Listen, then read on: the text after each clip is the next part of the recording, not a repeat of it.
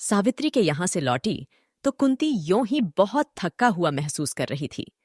उस पर से टुन्नी के पत्र ने उसके मन को और भी बुरी तरह मथ दिया।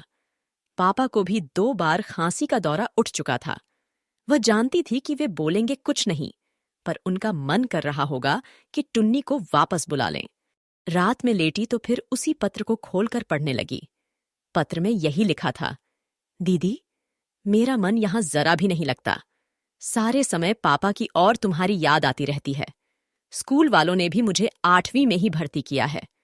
उस दिन तुम मेरे हेडमास्टर साहब के पास चली जाती तो कितना अच्छा होता। पूरा 1 साल बच जाता। तुमने मेरा इतना सा काम भी नहीं किया। दीदी, तुमने पूरा 1 साल बिगड़वा दिया।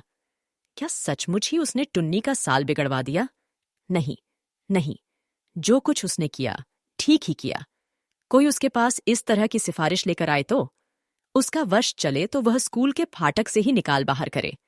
वह शुरू से ही इतना कहती थी कि टुन्नी पढ़, मेहनत कर, पर उस समय पापा को टुन्नी बच्चा लगता था।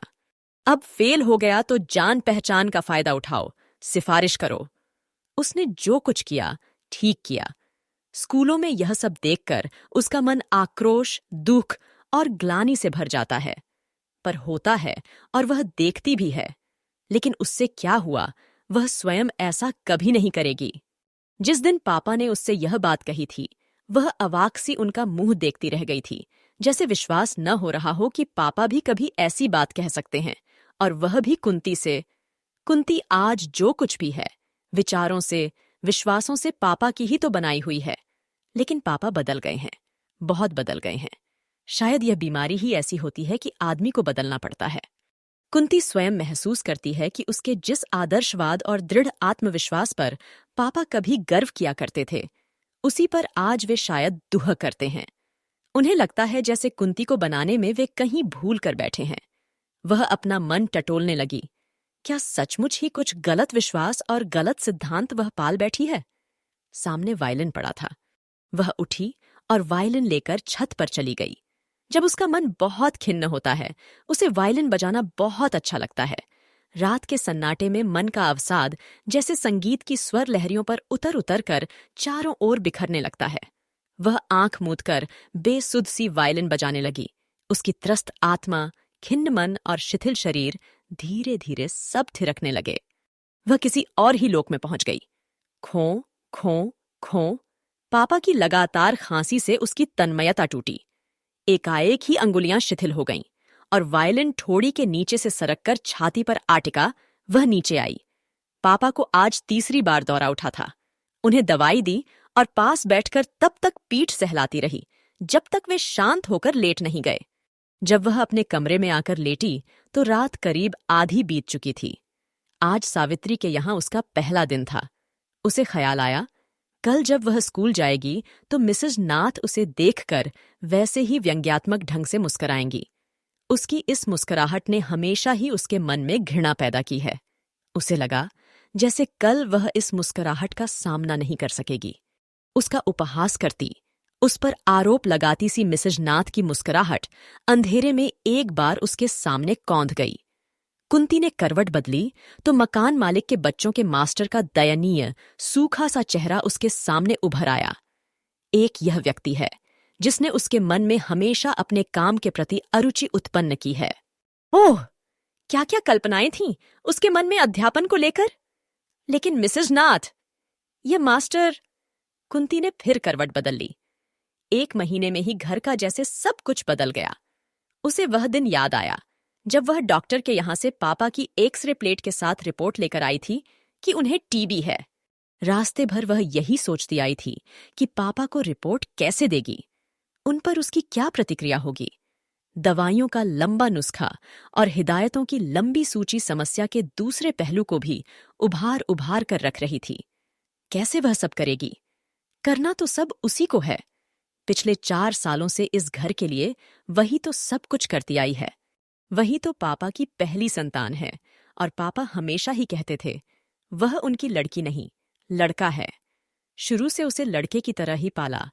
बचपन में वह लड़कों के साथ खेली, लड़कों के साथ पढ़ी, और अब लड़कों की तरह ही घर को संभाल रही है। पर अब क्या? घर पहुंची तो पापा पलंग पर लेटे हुए थे। उसने चुपचाप वह लिफाफा उनके हाथ में थमा दिया और नौकर को चाय लाने का आदेश देकर अंदर चली गई। वह प्रतीक्षा कर रही थी कि पापा उसे बुलाएंगे, कुछ कहेंगे, पर उन्होंने नहीं बुलाया। क्या पापा को रिपोर्ट देखकर सदमा लगा? क्या वह पहले नहीं जानते थे कि उन्हें टीबी है? फिर चाय पीने वह बाहर जाकर बैठी। शायद अब कोई बात चले, पर फिर मौन। पापा पैर फैलाकर तकिए के सहारे बैठे शून्य नजरों से आसमान निहार रहे थे। कुंती ने प्याला पकड़ाया तो चाय पीने लगे। खामोशी के वे क्षण कुंती को बहुत बोझिल लगे थे। सामने इतनी बड़ी समस्या है और दोनों यों ही मौन बैठे हैं। स्थिति की गंभीरता को दोनों ही महसूस कर रहे थे, पर लग रहा था जैसे उसका नाम लेने भर से वह और विकट हो जाएगी।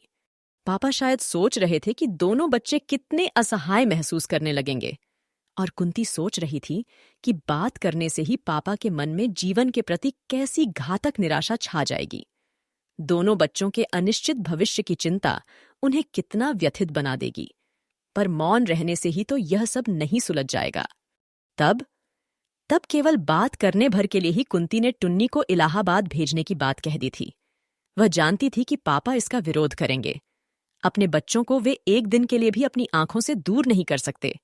फिर टुन्नी छोटा था, अधिक लाडला, पर वे कुछ नहीं बोले थे। धीरे से इतना कहा था, भेज देना। कुंती को लगा जैसे पापा विवश होकर कह रहे हों, मैं कौन होता हूं कुछ कहने वाला? अब तो तुम ही सब कुछ हो, जो चाहो सो करो। मैं टीबी का रोगी। कुंती की आंखें छल छला आई थीं। थोड़ी देर बाद पापा ने रुकते रुकते कहा था, एक बार कोशिश करके इसे चढ़वा तो दे। तेरी हेडमास्टर साहब से अच्छी जान पहचान है, वहां भी जाए तो 1 साल तो बच जाए। जहर की तरह कुंती ने चाय का घूंट निगला था और अपने को भरसक संयत करके बोली थी, पापा, कम से कम स्कूलों को तो इन सारी बातों से भ्रष्ट न करवाओ। टुन्नी मेरा अपना विद्यार्थी होता तब भी मैं उसे कभी नहीं चढ़ाती। उसके स्वर में आवेश नहीं था, पर दृढ़ता थी, और पापा चुप हो गए थे। पर आज टुन्नी का पत्र न जाने क्यों रह रहकर मन में टीस उठा रहा है। कुंती को लगा जैसे प्यास से उसका गला सूख रहा है। उसने उठकर पानी पिया। आकर लेटी तो नजर फिर वायलिन पर पहुंच गई। एक बार फिर इच्छा हुई कि वायलिन लेकर छत पर चली जाए, पर उसने अपनी आंखें बंद कर लीं। सावित्री की ट्यूशन वह निभा सकेगी? अब तो जैसे भी हो निभाना ही होगा। वह स्कूल में 6 घंटे काम करती है, तब जाकर उसे 200 रुपए मिलते हैं, और कहीं 1.5 घंटे के ही 200। फिर 1 महीने खुशामद की उसकी माँ ने। 4 चक्कर तो घर के ही लगाए, पर फिर भी। और उसकी आंखों के सामने मकान मालिक के मास्टर जी फिर घूम गए। वे मास्टर जी हैं, पर कभी रिक्शा में सामान लदवा कर लाते हैं तो कभी सेठानी का हिसाब लिखते हैं। वह तो जिस दिन भी देखेगी कि उसके सारे परिश्रम के बावजूद सावित्री नहीं सुधर रही, कुछ भी नहीं सीख रही, उसी दिन छोड़ देगी, चाहे कितनी ही मुसीबत क्यों न सहनी पड़े। सावित्री को पढ़ाना कोई सरल काम नहीं है। जो 8वीं के भी लायक नहीं है, उसे 9वीं में पास करवाना। 1 महीने में ही बैंक से पापा के 1000 से अधिक रुपए निकल चुके थे। वह नहीं चाहती है कि अब और निकलें। पूंजी के नाम पर उनके पास कुल 5000 ही तो थे, जिनके प्रति उनका मोह उम्र के साथ ही साथ बढ़ता जा रहा था। लगता था जैसे यह रुपया ही उनका एकमात्र सहारा है। उसे वे कभी कुंती के ब्याह के लिए बताकर एक उत्तरदायी बाप होने का संतोष प्राप्त करते थे, तो कभी टुन्नी की पढ़ाई के लिए बताकर उसके उज्ज्वल भविष्य की कल्पना का सुख लेते थे। उसमें से भी अब खर्च होने लगा। कुंती भी क्या करती? यूं तो पापा की पेंशन, अपनी तनख्वाह और गांव के मकान के किराए से वह अच्छी तरह काम चलाती आ रही थी, पर बीमारी का यह अतिरिक्त खर्च, और बीमारी भी अनिश्चित अवधि तक की। दूर कहीं मुर्गा बोला, यह क्या सवेरा होने आया? तो वह आज बिल्कुल नहीं सोने पाई। कल सवेरे से ही फिर जुट जाना है। बाजार, स्कूल, सावित्री, पापा की परिचर्या। उसका सिर भारी होने लगा। अपना क्लास लेकर कुंती स्टाफ रूम में पहुंची और चुपचाप कुर्सी पर बैठकर बाहर देखने लगी। बहुत सी कापियां देखने को जमा हो गई थीं, पर मन ही नहीं कर रहा था कुछ करने को। सिर बेहद भारी हो रहा था और नींद आंखों में घुल रही थी। तभी मिसेज नाथ अपने भारी भरकम कंधों पर कापियों के 2 गट्ठर लादे घुसीं। उसने देखकर भी नहीं देखा। नाथ भी कुछ नहीं बोली, चुपचाप कापियां देखने बैठ गईं। कुंती ने सोचा, क्या इन्हें मालूम नहीं हुआ है कि मैंने सावित्री के यहाँ ट्यूशन कर ली है? हो सकता है आज न हुआ हो, पर कल तो होगा ही। तब फड़फड़ाती हुई एक कांपी फर्श पर गिरी तो कुंती ने चौंक कर पीछे देखा। नाथ ने गुस्से में आकर किसी लड़की की कांपी ही उछाल दी थी और बड़बड़ा रही थी। दिमाग में गोबर भरा है और पढ़ने का शौक चर्राया है। अपने घर बैठो, खाओ पियो और मौज करो। न जाने कहां कहां से दिमाग छाटने आ जाती हैं। कुंती फिर बाहर देखने लगी। यूं वह इस एक साल में इन सब बातों की काफी अभ्यस्त हो चुकी थी, फिर भी लड़कियों पर यूं झुंझलाना, ऐसे अपशब्द कहना उसे कभी अच्छा नहीं लगता। फिर पढ़ी लिखी, सभ्य सुसंस्कृत महिलाओं के मुंह से निकले हुए ऐसे शब्द जो इतनी छात्राओं की अध्यापिकाएं हैं, उनकी आदर्श हैं। उसे याद आया, जब पहली बार उसने इन्हीं नाथ को डांटते हुए सुना था तो आश्चर्य और गुस्से के साथ साथ उसे बेहद हंसी भी आई थी। वे गुस्से से कांपती हुई जोर जोर से स्केल को मेज पर पटक कर सामने खड़ी थर थर कांपती किसी लड़की को कह रही थीं, कल यदि पाठ याद करके नहीं आई तो इस चलते हुए पंखे में लटका दूंगी। और कुंती को पंखे से लटकी हुई लड़की की कल्पना ने बेहद हंसाया था। एक वह थी जो अपनी कमजोर छात्राओं को सवेरे जल्दी आकर पढ़ाया करती या देर तक ठहर कर पढ़ाती, स्नेह और सहानुभूतिपूर्ण व्यवहार से उनके खोए आत्मविश्वास को जगाती, पढ़ाई के अतिरिक्त विभिन्न रुचियों के विकास के लिए नई योजनाएं बनाया करती थी। इस सब का परिणाम यह हुआ कि थोड़े ही दिनों में वह अपनी सहकर्मिणियों के बीच व्यंग्य और उपहास की पात्री और छात्राओं की परम प्रिय बहनजी बन गई थी। पर साल भर बीतते बीतते उसका भी उत्साह बहुत कम हो गया था। कापियां देखते समय उसने कई बार अपने परिश्रम की व्यर्थता महसूस की थी, पर फिर भी ऐसे अपशब्द, इस तरह झल्लाना। सुना है सावित्री की मां ने उसे किसी दूसरे स्कूल में 9वीं कक्षा में भर्ती करवा दिया है और शायद तुमने उसे घर पर पढ़ाना मंजूर कर लिया है। बात कुंती से ही कही गई थी, पर कुंती ने न मुड़कर उधर देखा, न जवाब ही दिया। पैसे के जोर से 9वीं कक्षा क्या, मैट्रिक का सर्टिफिकेट भी मिल सकता है। और भई, हमने तो पहले ही कहा था कि ऐसी अच्छी ट्यूशन भाग्य से ही मिलती है। तब सामने वाला खुशामद कर रहा है तो हमें क्या, सीखे ना सीखे, हमारी बला से।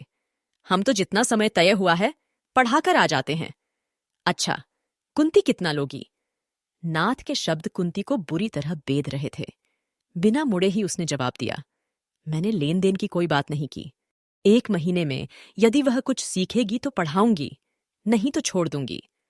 और उसे लगा कि नाथ के चेहरे पर फिर वही व्यंग्यात्मक मुस्कुराहट फैल गई है, मानो कह रही हो, अभी नई नई हो, इसलिए यह सब कह रही हो, धीरे धीरे अपने आप रास्ते पर आ जाओगी। क्या सचमुच कुंती भी एक दिन नाथ जैसी हो जाएगी? घर जाकर कुंती ने चाय पी और सावित्री के यहाँ चलने की तैयारी करने लगी। चाय वह हमेशा पापा के साथ बैठकर ही पीती थी और उनकी तबीयत का हाल भी जान लेती थी। यो नौकर अच्छा है, फिर भी उसने रमा बुआ को लिख दिया है कि वे गांव से आ जाएं। उसका तो बहुत सा समय बाहर निकल जाता है। घर का कोई आदमी पापा के पास होना ही चाहिए। वह उठने लगी तो पापा ने कहा, अभी तो स्कूल से आई है, थोड़ी देर आराम कर ले। वह बैठ गई। वह जानती है कि देर कर देने से ट्राम बस में ऑफिस की भीड़ हो जाती है, घुसना असंभव हो जाता है, फिर भी पापा की बात टालना नहीं चाहती। उसके इस दोहरे परिश्रम से पापा यों ही काफी दुखी हैं। इस सब के लिए वे अपने को ही उत्तरदायी समझते हैं। कुंती उनके दुह को किसी प्रकार भी नहीं बढ़ाना चाहती। इस बीमारी ने कितना विवश, कितना निरीह बना दिया है पापा को। 1 महीना पढ़ाकर ही कुंती को लगा कि सावित्री को वह अब नहीं पढ़ा सकेगी। 1.5 घंटा पढ़ाने के लिए पूरा 1.5 घंटा और उसे बस में बिगाड़ना पड़ता है। और इस प्रकार स्कूल के बाद पूरे 3 घंटे सावित्री के नाम अर्पण हो जाते हैं। उसके बाद वह इतनी थक जाती है कि किसी पत्रिका की 2 पंक्तियां भी उससे नहीं पढ़ी जाती। कल जब वह लेटी थी तो उसने देखा था कि वायलिन पर धूल की हल्की सी परत जम गई है। उसका मन टीस उठा था। उसने धूल पोंछी, पर चाहकर भी बजाने के लिए वह ऊपर नहीं जा सकी थी। दोस्तों, ऐसे और भी इंटरेस्टिंग कहानियों के लिए मेरे चैनल को सब्सक्राइब करना मत भूलिएगा। तो आइए अब आगे सुनते हैं। बस एकटक उसे देखती रही थी और उसे लग रहा था कि यदि जिंदगी का यही रवैया रहा तो वह शायद फिर कभी वायलिन नहीं बजा सकेगी। इस कल्पना से उसकी आंखें छलछला आई थीं। नहीं नहीं, जो भी होगा वह सहन कर लेगी, पर कल ही सावित्री की मां से कह देगी कि वह अब पढ़ा नहीं सकेगी। और सचमुच वह दूसरे दिन कुंती ने जाकर सावित्री की मां से कहा, देखिए, मैंने अपनी ओर से भरसक प्रयत्न किया, पर लगता है सावित्री को पढ़ाना मेरे लिए संभव नहीं होगा। सारे रास्ते वह संकल्प विकल्प करती रही थी। 1 महीने के लिए हुए 200 होगा। सारे रास्ते वह संकल्प विकल्प करती रही थी। 1 महीने के मिले हुए 200 रुपयों से घर की आर्थिक स्थिति कितनी संभल जाएगी, यह भी उसके सामने था, पर फिर भी उसने कह ही दिया, यह क्या बहन जी, आपके भरोसे तो हमने नया स्कूल शुरू करवाया। आपके पास पढ़कर इसका मन कुछ कुछ लगने लगा था। ऐसा तो मत करिए। एक बार बस किसी तरह 10वीं में पहुंचा दीजिए। मैं बेहद थक जाती हूं। दूर भी तो बहुत आना पड़ता है। फिर पापा बीमार हैं, उनकी देखभाल, दवा दारू करने के लिए भी तो मैं ही हूं। पर कुंती को स्वयं लगा कि बात के अंत तक आते आते उसके स्वर की दृढ़ता जाती रही है। दूर तो है। अपनी कलाई में हीरे की चूड़ी नचाती हुई सावित्री की मां बोली, पर 1 साल तो अब आप निभा ही दीजिए। फिर कुछ रुकते रुकते बोली, न हो तो मैं गाड़ी का प्रबंध कर दूंगी, और क्या कर सकती हूं। कुंती अवाक सी मां का चेहरा देख रही थी। 200 रुपए और गाड़ी। बात यह है बहन जी कि सावित्री की बात एक बहुत बड़े घर में चल रही है। उन लोगों की एक ही जिद है कि लड़की 10वीं हो जाएगी तो शादी करेंगे। आप किसी न किसी तरह 10वीं में पहुंचवा दीजिए, फिर वो संभाल लेंगे। अब आजकल के लड़कों को भी क्या कहें, और यह सावित्री भी है कि आपके सिवा किसी से पढ़ने को राजी ही नहीं होती। आप आइए, गाड़ी का प्रबंध मैं कर दूंगी। उस दिन कुंती गाड़ी में बैठकर घर लौटी। जैसे ही गाड़ी कोठी के फाटक में घुसी, उसने देखा मकान मालिक के यहां वाले मास्टर साहब रिक्शा में सामान लदवाए चले आ रहे हैं। अपने को गाड़ी में पाकर उसका मन गर्व और आत्मसंतोष से भर गया। उसने ट्यूशन भी की तो आत्मसम्मान के साथ की। बड़ी कोठी को पार करके वह अपने घर के सामने उतरी। पापा ने सुना तो वे भी प्रसन्न हुए। दूसरे दिन संध्या को जब वह गाड़ी में बैठकर सावित्री के यहां जा रही थी तो उसने पहली बार देखा कि वह रास्ता कितना सुंदर है। ठसाठस भरी हुई बस में धक्के खाते समय शायद अपने को संभालने की चिंता ही अधिक रहती थी, और काम से लौटे हुए सट सट कर खड़े प्राणियों के पसीने की दुर्गंध से सिर भन्नाता रहता था। उस सबको पार करके रास्ते का सौंदर्य देख पाना क्या कोई सरल काम था। थोड़े दिनों में तो उसे लगने लगा, काश वह स्कूल भी गाड़ी में ही जा पाती। टुन्नी का मन अब लग गया था। मामा ने खबर दी थी कि वह पढ़ाई में भी अच्छा चल रहा है। पापा की तबीयत कभी ठीक कभी खराब ऐसे ही चलती। बोलना उन्होंने एक प्रकार से बंद ही कर दिया था। उनकी देखभाल के लिए रमा बुआ आ गई थीं। कुंती के लिए वही स्कूल, घर, सावित्री, सारा घर जैसे ढर्रे पर चल रहा था। मन जब बहुत उबलता तो रात में ऊपर जाकर घंटों वायलिन बजाती। यही तो उसके नीरस जीवन का एक आधार था। उस दिन कुंती सावित्री को पढ़ाकर होमवर्क दे रही थी कि सावित्री की मां ने एक बच्चे के साथ प्रवेश किया और बोली, बहन जी, यह सावित्री का भांजा है। अब से मेरे पास ही रहेगा। इसे कल ही स्कूल में डाला है। सावित्री के बाद थोड़ी देर तक इसे भी देख लिया करिए। कुंती को बोलने का अवसर दिए बिना ही वह बोले चली जा रही थी। बड़ा प्यारा बच्चा है। मीठी मीठी बातें करके आपका मन मोह लेगा। नमस्ते करो मुन्नू। और उस बच्चे ने छोटे छोटे हाथ जोड़ दिए। कुंती न हाँ कह सकी न ना। अब सावित्री के बाद आधे घंटे के करीब वह बच्चे को भी पढ़ाने लगी। संतोष और तसल्ली यही थी कि उसके बाद उसे गाड़ी घर तक छोड़ने आती थी, और गाड़ी में बैठकर जब ठंडी हवा का झोंका उसके बदन को सहलाता था तो उसे बहुत अच्छा लगता था। धीरे धीरे यह सिलसिला बढ़ता गया। सावित्री के छोटे भाई बहन में से कोई न कोई अब आता ही रहता। कभी किसी को अपना होमवर्क पूछना रहता था तो किसी को टेस्ट की तैयारी करनी रहती थी। माँ बस इसी बात का ध्यान रखती थी कि सावित्री जब तक पढ़े कोई बच्चा कमरे में न जा पाए। कभी कभी तो स्वयं उसके पास आकर बैठती, सावित्री की पढ़ाई की बात पूछती, पापा की तबीयत के बारे में पूछती, घर की और बातें पूछती, और फिर कुंती के धैर्य की, उसके साहस की तारीफ करती हुई चली जाती। शुरू शुरू में कुंती को यह सब बहुत अटपटा लगता था, फिर धीरे धीरे वह इस सब की अभ्यस्त हो गई। रात को जब वह लेटी तो टुन्नी की बड़ी याद आ रही थी। आज स्टाफ रूम में देखे हुए एक सिनेमा पर बड़ी बातें होती रही थीं। टुन्नी के जाने के बाद कितना नीरस हो गया है उसका जीवन।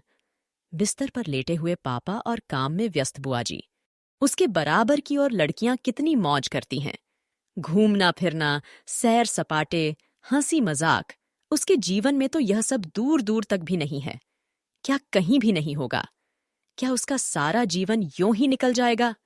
जितना रुपया वह कमाती है उसमें कितने ठाठ से वह रह सकती है, पर वह जानती ही नहीं कि ठाठ क्या होता है, मौज क्या होती है। पापा क्या अब कभी अच्छे नहीं होंगे? कितने दिन वह इस तरह पड़े रहेंगे? टुन्नी होता तो वह कल ही उसके साथ सिनेमा जाती।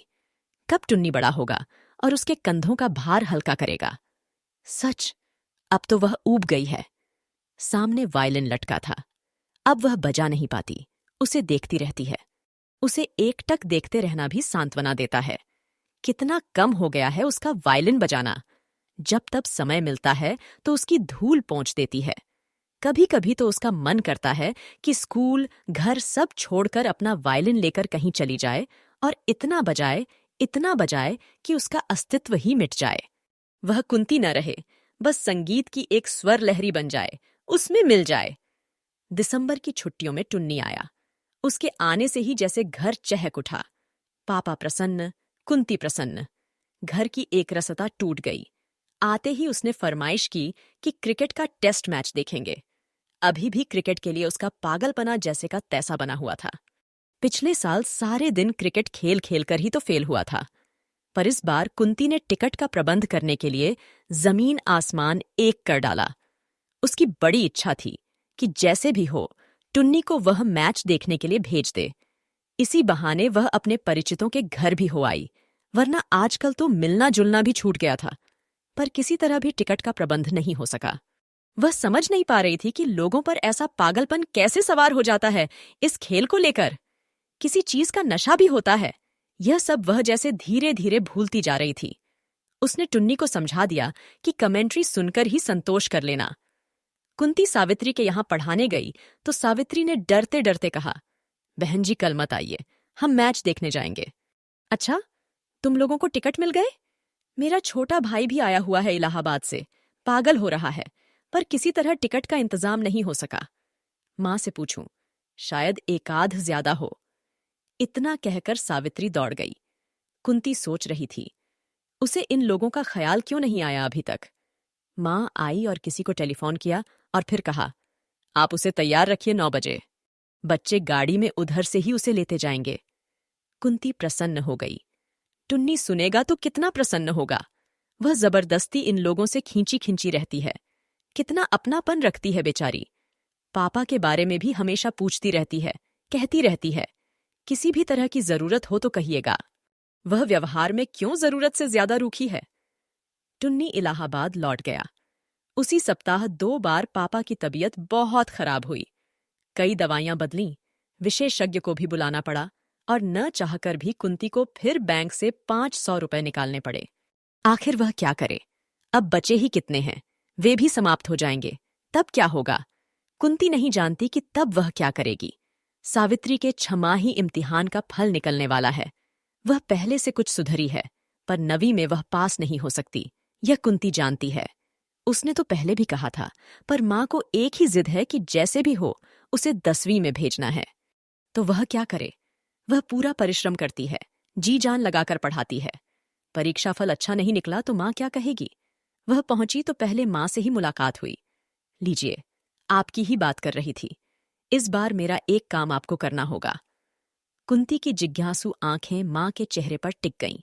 मेज की दराज में से एक थैला निकालकर वह बोली, उस दिन आपका भाई जैसा स्वेटर पहने था वैसा एक मेरे लिए भी बना दीजिए। मैं तो यह काम जानती नहीं, उसका स्वेटर मुझे बहुत ही पसंद आया। बाहर से किसी के बुलाने पर माँ थैला मेज पर छोड़कर चली गई और फिर लौटकर आई ही नहीं। कुंती लौटी तो उसके हाथ में ऊन का थैला था। घर आते ही बुआ ने बताया, डॉक्टर साहब आए थे, एक नुस्खा दे गए हैं। उसने बिना देखे ही नुस्खा पर्स में पटक दिया। पापा के पास पहुंची तो वे आंखें बंद किए सो रहे थे।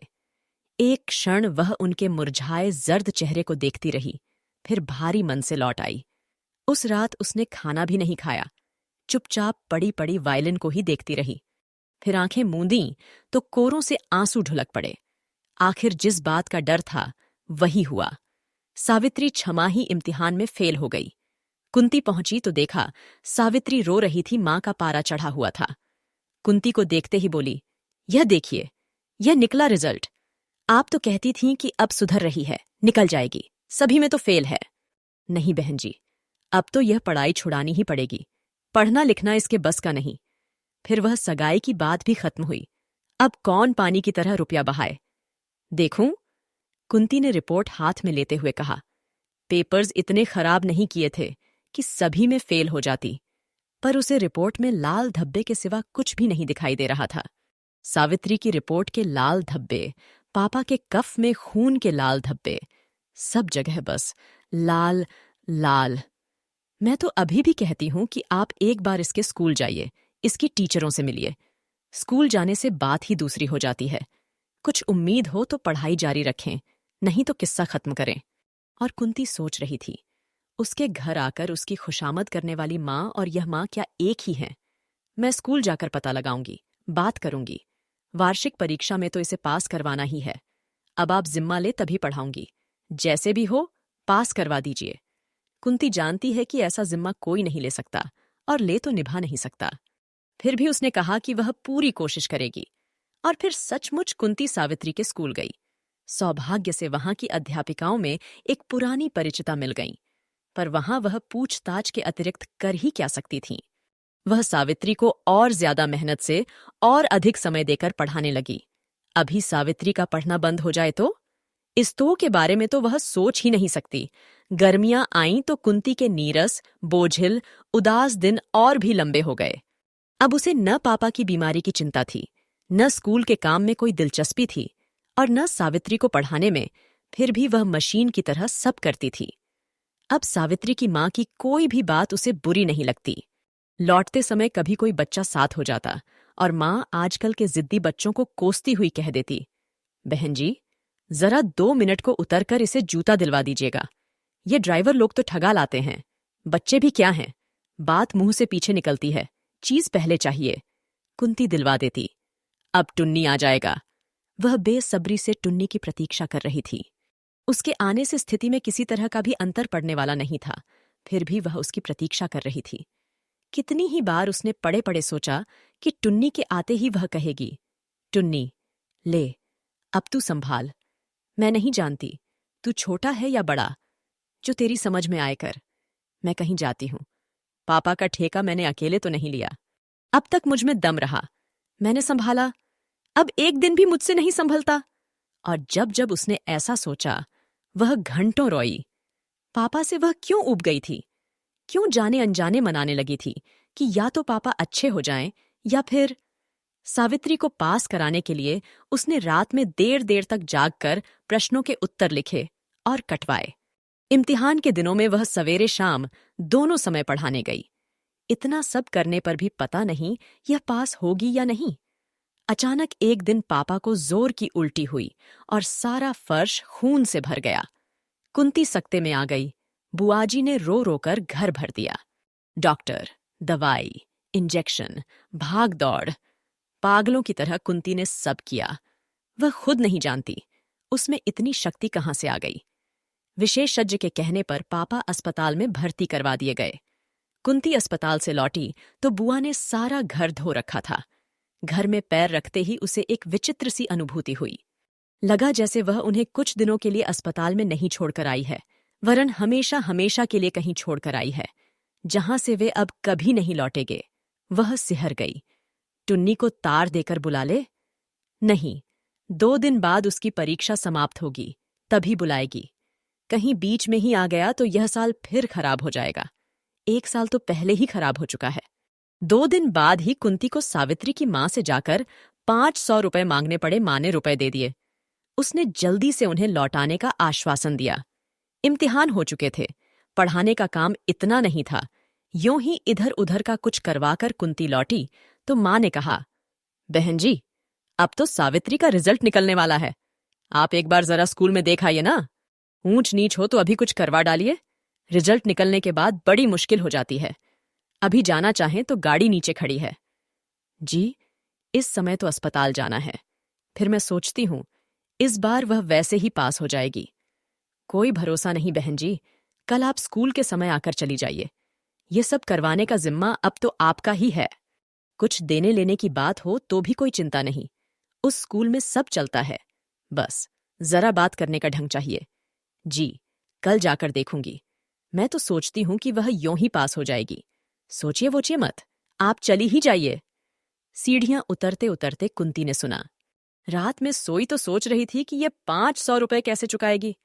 मामा को लिख दे कि गांव का मकान बेच दें। मामा को एक बार कम से कम आकर तो देखना चाहिए था। आज कितना असहाय वह अपने को महसूस कर रही थी। इतनी बड़ी दुनिया में क्या कोई भी ऐसा नहीं है जो इसकी पीठ पर आश्वासन भरा हाथ रखकर 2 शब्द सांत्वना के ही कह दे। रोते रोते उसकी हिचकियां बंध गईं। अचानक ही उसके मुंह से निकला, हे भगवान, अब तो तू पापा को उठा ले। मुझसे बर्दाश्त नहीं होता, मैं टूट चुकी हूं। और फिर उसने दोनों हाथ कसकर मुंह पर रख लिए, मानो मुंह से निकली हुई इस बात को वापस धकेल देना चाहती हो। सामने वायलिन लटका था, उस पर धूल की मोटी सी परत जम गई थी। वायलिन बजाना तो उसका कभी का छूट चुका था। जब तब उसकी धूल पोंछ दिया करती थी, सो वह भी छूट गया। कितने दिनों से उसने धूल नहीं पोंछी, आज भी उससे नहीं उठा जा रहा है। क्या होगा केवल धूल पोंछकर? अब क्या वह कभी वायलिन बजा पाएगी? टेलीफोन करके, इधर उधर से कोशिश करके सावित्री की मां ने पता लगा लिया कि सावित्री 2 विषयों में फेल है। एक विषय में फेल होती तो उसे चढ़ा दिया जाता, पर अब उसे नहीं चढ़ाया जाएगा। एक विषय में जैसे भी हो उसे पास करवाना ही है। कुंती जब पहुंची तो मां ने उसे बैठने भी नहीं दिया। बहन जी, यह मैंने पता लगा लिया, वरना सावित्री तो फेल ही हो जाती। आपने तो कह दिया पास हो जाएगी। आप तुरंत ही गाड़ी लेकर जाइए। अपनी पहचान वाली बहन जी से, बड़ी बहन जी से बात करिए। इधर उधर कोशिश करके पास करवा कर आइए, नहीं तो हमारे इतने रुपयों पर पानी फिर जाएगा। साल खराब हुआ सो अलग।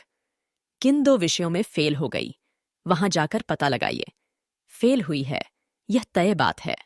आपने जिम्मा लिया था, अब तो पूरा करना ही पड़ेगा। कुंती से कोशिश करके भी कुछ नहीं बोला गया।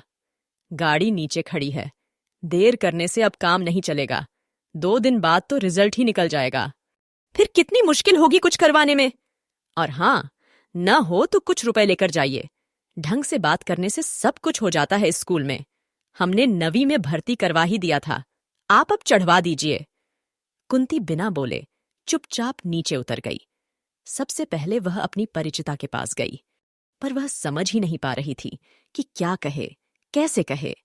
उसकी मित्र काम करते हुए भी इधर उधर की बातें कर रही थीं।